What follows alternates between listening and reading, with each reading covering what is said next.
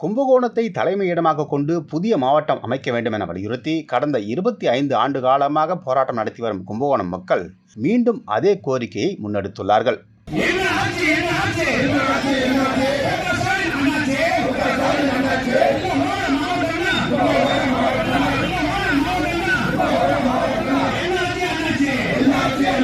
கடந்த சட்டமன்ற தேர்தல் பிரச்சாரத்தின் போது திமுக ஆட்சிக்கு வந்தால் 100 நாட்களில் கும்பகோணத்தை தலைமை இடமாக கொண்டு புதிய மாவட்டம் அமைக்கப்படும் என தேர்தல் பிரச்சாரத்தின் போது மு.க. ஸ்டாலின் அவர்கள் தெரிவித்திருந்தார்.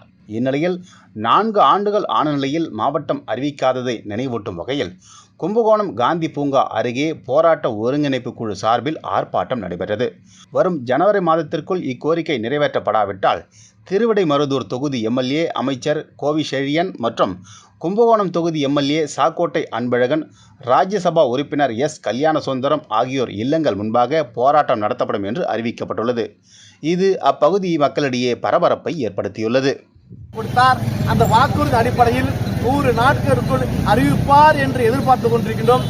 அவர் மறந்துவிட்டாரோ என்கிற காரணத்தினால் 100 நாட்களுக்கு ஒவ்வொரு முறை 200 நாட்கள், 300 நாட்கள், 400 நாட்கள், 500 நாட்கள், 1000 நாட்கள் என்று சொல்லி நாங்களும் நினைவூட்டு கடிதங்களும் நினைவூட்டு ஆர்ப்பாட்டங்களும் எத்தனையோ போராட்டங்கள் நடத்தியிருக்கின்றோம். சென்னையிலும் நடத்திவிட்டோம். இருந்தாலும் கடைசியாக மகாமாகுளத்து முன்பும் மனித சங்கிலி போராட்டம் நடத்திவிட்டோம். இன்றைய தினம் 2025ஆம் ஆண்டு ஜனவரி மாதத்தில் நிச்சயம் அறிவிக்க வேண்டும் என மீண்டும் தமிழக முதல்வர்களுக்கு நினைவூட்ட வகையில் இன்றைய தினம் தொடர் முழக்க ஆர்ப்பாட்டம் நடத்தியிருக்கின்றோம்.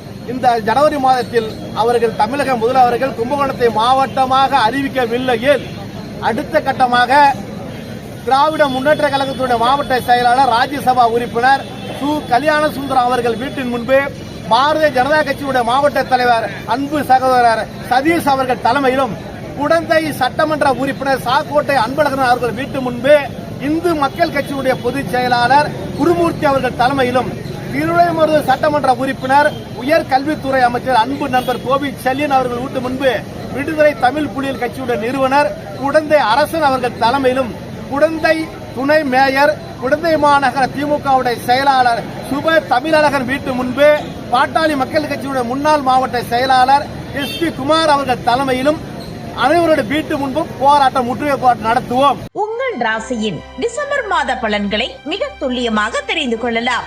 மயிலாடுதுறை வளைகுடியில் வழங்குபவர் ஆர்.கே. பானு.